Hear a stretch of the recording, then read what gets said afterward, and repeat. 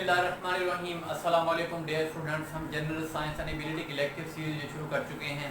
उसके तकरीबन हमारे 9 लेक्चर हो चुके हैं और आज हम जो है ना 10वां लेक्चर पढ़ने जा रहे हैं और हमारा जो 10वां लेक्चर है वो है सुनामी के ऊपर।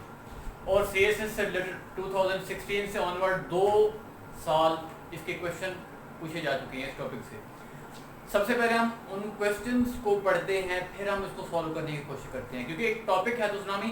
फिर जिस तरह से CSS के 2016 और 2018 के अंदर जिस तरह क्वेश्चन पूछे गए थे उस तरह के मैंने यहाँ पे लिखे हुए हैं। मैं सबसे पहले वो आपको पढ़ के सुनाता हूँ कि लिखे क्या हुए हैं। और अगर आपने मेरे पीछे जो 9 लेक्चर्स हैं अगर आपने वो नहीं देखे तो आप डिस्क्रिप्शन में जाके मैंने उनके लिंक्स दे दिए हैं, वहाँ से आप जाके देख सकते हैं। ये लेक्चर्स बहुत ज़्यादा हेल्पफुल हुए हैं and it will improve your basic understanding level. आप अगर इन लेक्चर को करते हैं तो आप 2021 का जो एग्ज़ाम होना है CSS का, इंशाल्लाह उसमें मोर देन 75 मार्क्स आप ऑब्टेन कर सकते हैं अगर आप मेहनत करते हैं, अगर आप इन लेक्चर को फॉलो करते हैं। तो जो क्वेश्चन आज का हमारा, what is tsunami, how the tsunami generated, कि सुनामी किस तरह पैदा होती है। पहले तो आपने डेफिनेशन बतानी है, फिर आपने ये बताना है कि सुनामी किस तरह पैदा होती है, व्हाट आर देयर कैरेक्टरिस्टिक्स, और उसकी कैरेक्टरिस्टिक्स क्या हैं। अब ये तीन तरह के क्वेश्चन बन गए, 1, 2 और 3। अब ये दूसरा क्वेश्चन है, ये पूछा गया था 2016 के अंदर। दूसरा question, describe different causes of tsunami. Causes of tsunami 1। आगे क्या है, differentiate between tsunami and tidal waves, कि इनमें क्या डिफरेंस है सुनामी और टाइडल वेव्स के अंदर। अब इन दोनों क्वेश्चन को मैं आपको इकट्ठे सॉल्व करके दिखाऊंगा। अब सबसे पहले तो हम इसकी डेफिनेशन देखेंगे कि सुनामी है क्या। अब देखें, it is a series of waves. ये क्या है, एक सीरीज ऑफ वेव्स है, series of waves caused by rapid displacement of water bodies। अब ये कि कैसे पैदा होती है, जो वाटर बॉडीज हैं उनकी रैपिड एब्रप्ट जो डिस्प्लेसमेंट है उनके थ्रू ये वेव्स पैदा होती हैं, तो उसको क्या कहते हैं, सुनामी। जैसे वाटर बॉडीज हैं, ओशन है और लेक है। अगला जो हमारा क्वेश्चन है वो है, हाउ इट इज जनरेटेड, ये वेव्स कैसे पैदा होती हैं। It is generated by under sea earthquake and under sea landsliding and under sea volcanic eruption.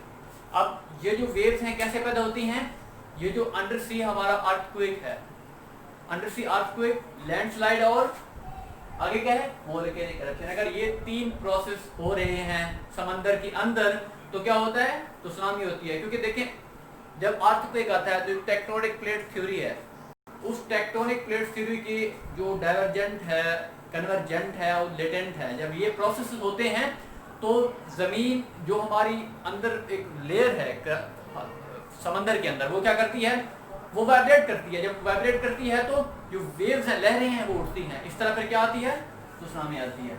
अब कॉजेज ऑफ सुनामी, अब देखिए वही चीज़ें same to same, under sea earthquake वजह है, दूसरी जो है under sea volcanic eruption, under sea avalanche, meteorites और एस्टेरॉइड्स।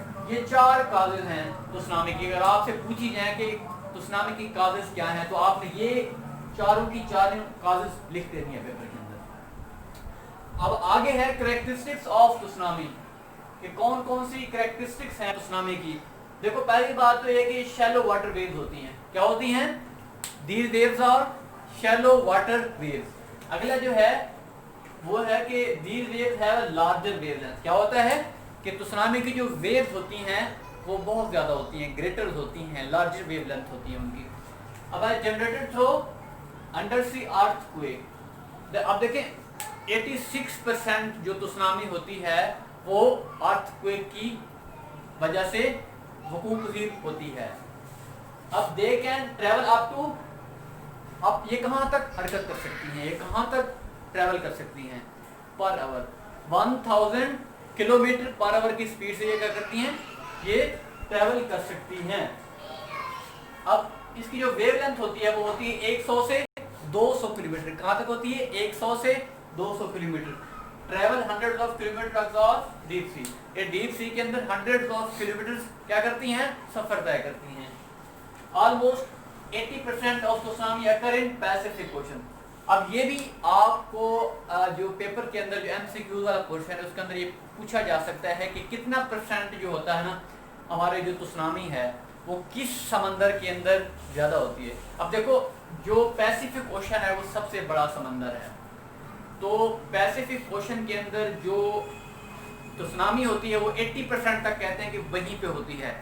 अब देखें इसको क्या कहते हैं, रिंग ऑफ फायर। अब इसको इसी वजह से रिंग ऑफ फायर भी कहा जा सकता है। अब आपसे क्वेश्चन पूछा जा सकता है एमसीक्यूज के अंदर कि रिंग ऑफ फायर किस ओशन को कहते हैं। आपने क्या बताना है, पैसिफिक ओशन, जो क्या है सबसे बड़ा समंदर है, सबसे बड़ा ओशन है।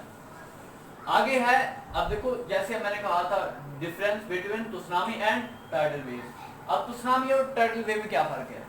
अब देखें पहली बात तो है कि शैलो वेव्स होती हैं, टाइडल वेव्स जो होती हैं। टाइडल वेव्स शैलो वेव्स होती हैं तो जनरेट होती हैं इंटरेक्शन ऑफ अर्थ सन और मून के, मतलब मून अर्थ और सन का जो आपस में इंटरेक्शन है उसकी थ्रू जो वेव जनरेट होती हैं उनको हम क्या कहते हैं, ये शैलो वेव्स होती हैं, उनको क्या कहते हैं, टाइडल वेव्स। और जो वेव्स अर्थक्वेक, लैंडस्लाइड और वोल्केनिक एरप्शन की वजह से पैदा होती है हम क्या कहते हैं, हम उनको कहते हैं tsunami. So friends tsunami sorry ये था दोस्तों आज का हमारा लेक्चर सुनामी के ऊपर। इससे हट के आपसे इंशाल्लाह कोई क्वेश्चन नहीं पूछा जाएगा। ये जो ऊपर चीजें दी गई इससे हट कर कोई सवाल बनता नहीं है सुनामी के लिहाज से। तो फ्रेंड्स ये था हमारा आज का लेक्चर। अगर आपको ये वीडियो मेरी कंट्रीब्यूशन जो अगर अच्छी लगी हो तो आपसे रिक्वेस्ट है आप मेरी इस वीडियो को लाइक कर दें और मेरे इस चैनल को सब्सक्राइब कर दें अगर आप इस चैनल पे नए हैं, और आप बेल आइकन को जरूर प्रेस कर दें ताकि हर नई आने वाली वीडियो का लिंक और नोटिफिकेशन आपको मिलता रहे। Thank you very much. इसको शेयर कीजिएगा, वो एस्पिरेंट्स जो CSS PMS की तैयारी कर रहे हैं उनको फायदा होगा। Thank you.